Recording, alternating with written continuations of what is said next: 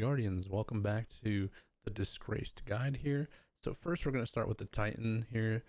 We started with using the call, nullify, and determine chaos on Prismatic, of course. The Prismatic class has knockout with a consecration. Of course, pulse grenade, and melee is all up to you, but I do recommend the frenzy for the 3 melees. Also, these are not necessarily what you need for the fragments, but those are the ones that we're using here, and we're using the new super. As far as class exotic, entirely up to you. It's not too specific. As I said, we were running two Titans on this one. With this one was running Gallant Horn for the rocket support and also Aeons to make us some ammo. On Warlock, I was running Outbreak Perfected, Indebted Kindness, and Apex Predator. You can use any heavy there that you want. That is entirely up to you. I just like using the rockets just for that quick burst damage. And again, as far as class exotic, you can use whatever you want here as well. I'm just using this one for the build that I am currently using, which is Prismatic with Song of Flame, of course. I'm using the Phoenix Dive, Burst Glide, Arcane Needle, Storm Grenade, Feed the Void, and Helion. Again, you can use something else like Fleet Watcher, and then you can use Aeon Safes or whatever you want there. For Hunter, I got the exact same weapons to show you that I didn't have to change much with them. I just put on Celestial Nighthawk. It's the only thing I put on here. Again, you don't have to use that, but it's just my preference to deal with the champions a lot quicker.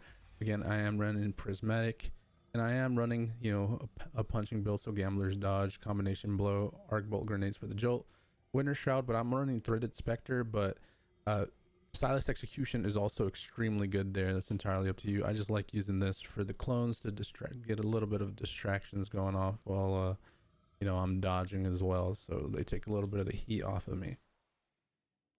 So those are the 3 classes here.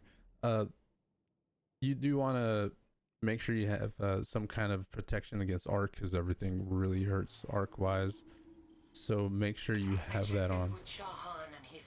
If you are looking for a group of people to play with, or just kind of hang out with, you can catch me on twitch.tv/FabledJR. I'm on most days.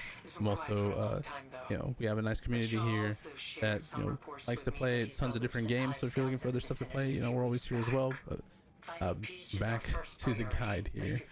Okay, so once you make it to this next area here, the first thing you want to do is take out everything in the room ahead. All right, so this spot that I'm shot out there, that is your extreme fallback. So if you get overwhelmed from up top here, that's where you can fall back and you have the greatest chance of surviving. But as long as you come up here, you kind of make your way around to the side here to get a little bit of cover, you should be completely fine in this room. The servitors are your top priority. There's 2 of them. You want to make sure you take them out at the same time, trying to avoid all the snipers that are on the left side. So make sure you do play a little careful there.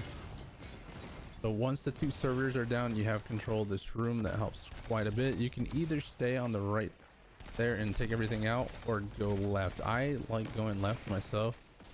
I like to do it kind of from the back room here, just to stay a little bit safe, and then I start pushing up. All right, that just allows to a little bit more safety in clearing the room. So once you do that, they will kind of start spawning in the center. I like to go around here to the right. All right, make my way around this way, and then start clearing ads there. As you see there, the clone there took a little bit of heat off of me. It also helps out.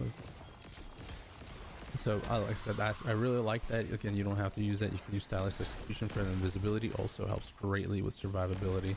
Okay, so now it's all about clearing the room here. Ads will keep spawning on the left and right there. As you can see, you can kind of camp them out there if you want. Once you're done clearing the room, the champion will spawn out of this doorway here. I like to stay in the back here, as you can see, and clear him out from there. It makes it so much easier because everything just starts funneling in towards you, and you can take him out before he gets into the big room. Okay, so once up here, you're gonna go left side here, immediately work on this barrier champion. He Can be a little sneaky sometimes, so just remember he's usually on the left side here behind the pillar. Next, you're gonna go into the center room here. You do got to be careful. There's a lot of things here. The wizards are especially dangerous, but you want to take out that barrier champion as quick as possible, and then followed by the wizards. So this area back here, where you see me pop my super, I love doing that on my warlock, is where it's just generally your safe area throughout this whole part. So remember, back here is a really nice safe area. I like popping super there on my warlock just for survivability. Helps me out, helps the team out. You see, makes it to where you don't have to worry too much about dying there, because you can definitely die running in that center room here. Okay, so now you're gonna see two barrier champions standing on some pillars on the back there. So you want to deal with them. There's also a bunch of ads spawning here, so do be careful. As you see, I keep falling back to this room here. Makes it pretty easy to just pick things apart from the back and shoot away. Left, you know, right, left. You could go left, right, doesn't matter. So this is on warlock. When I switch over to the hunter, you can see you can deal with the champions pretty easily too, just by, you know, popping a golden gun, and after they've been stunned, and just, you know, taking one shot at them and taking them out. You see here. You can let your Aeon person run over there and you know, get you some ammo, but you know, it can be a little risky, so I'm completely up to you. So after you kill them, shriekers will spawn. I immediately take those out because they can end your run quickly. You can take them out from all the way in that back room where I was at earlier, or you can do it from up here. So 2 more champions will spawn here. You can play it extremely aggressive, like we are in this here. Remember, ads do spawn behind you. You can run up to them, take them out, or you can play it a very safe way and stay a little bit further in the back and let them kind of move up. That would be the safer way than, you know, as you see me doing here. This is a little bit more aggressive, and you can get yourself in trouble by doing so. So as you see, here's going to be safe spots to play it. You kind of play it back in this area here. It's a little bit safer just to take things out if you let them kind of move up. Have a little bit more control of where everything's at. Okay, next, once you get into the room here, you don't want to go all the way up. You just want to push up enough to get them to spawn, and they'll kind of funnel their way towards you, like here. It makes it so much easier than running in there and having to fight everything that's immune. Do be careful with the snipers here. They can take you out, as you see there. Sniper is probably the most deadly thing in this whole strike. Okay, so make your way down here.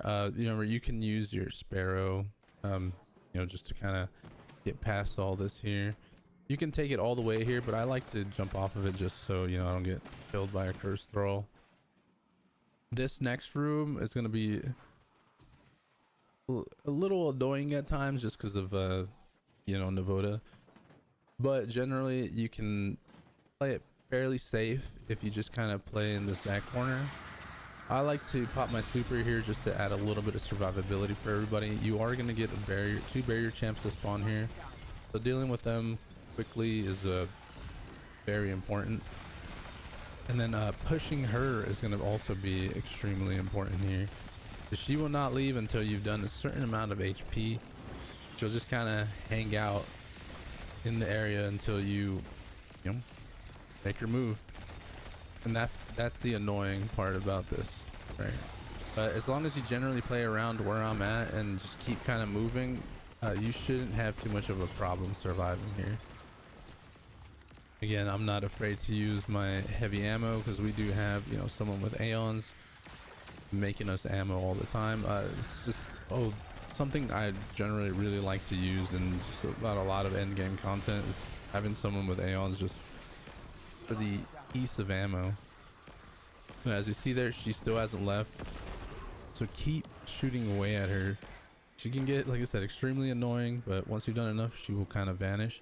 You will have a unstoppable champion next here, so you kind of want to stun him, but you don't want to stay too exposed, so you kind of want to stand back here like where I am, and take them out from a distance. If you're on Titan, you can go in for your big slams, or you can use a golden gun on Hunter, whatever you like.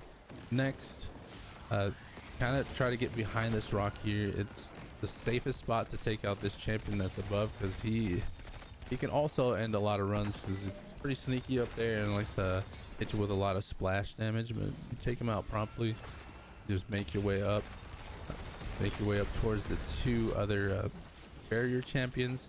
These up here I do tend to like to leave at low HP, just so my Aeon user can make us some ammo as we go into the next room. You see, leave them low. Aeon user gets them both. Plenty of heavy ammo on the ground. All right, the last room here. This is the room that can take the longest. All right, you're gonna make your way down here. They are gonna be spawning right in the center of the bottom room. You do not have to go down there unless you absolutely want to. But you want to try to push her as much as possible here. Like I said, she is extremely tanky, so this part here can take a while. But as long as your team is focus firing her, it shouldn't be too bad to get rid of her. You see, she does hurt quite a bit, so if you do go down there, you gotta be ready to move quickly. Once you kill her, the ads will start spawning from the back room, so right behind where you were. You can go to the room right above here. Like, there's not really a room, but like a little ledge up top here. It's generally going to be one of your safe spots throughout for ads. Navoda can still kind of shoot you there, but there's a couple spots where you can kind of maneuver around to where it's not so bad. But up here makes it a lot easier to deal with the ad waves that happen in between her damage phases. So you'll see my team using this spot a lot, and there's another spot that you can use for it, but it's not as safe as you would have right up there. Yeah. So once she's out, I like to immediately do everything I can to get her out of there. So you see it pop super here. Titan pops the super. We are getting rid of her ASAP. Make her leave. And if you're on Hunter, you can use your golden gun. It's not going to completely push her away, but it does a nice huge chunk of damage. After you push her, the unstoppable is going to spawn right out of this door. You're going to take him out as quickly as possible. Then you can let your Aeon user snag a kill there. There will be two more ogres spawning down at the bottom. So this area in the back here I generally like as well. All you have to really watch out for is the thralls, and occasionally Navoda, if she's around, she can kind of shoot in that area. But there you can let your Aeon user snag the kill if possible, or just nuke the two ogres. You see Navoda has spawned again. This is the phase that could take a little bit longer, because now you have to actually do the full bar of HP. For the full section of HP. I like using prismatic, or if you have your super again, use that. Just doing as much as possible to get her down in the bottom right away. Because once you push her here, she will go down to the bottom. Again, there will be cursed thralls spawning throughout all of this. You see, here's one of the designated safe spots, like I said. For ads, you do still have to watch out for Navoda, but generally it's a good idea to be around here when she's out. Or you can, like I said, you can play on that bottom side. It's just gonna be a little bit harder to manage, the ads when she is shooting at you.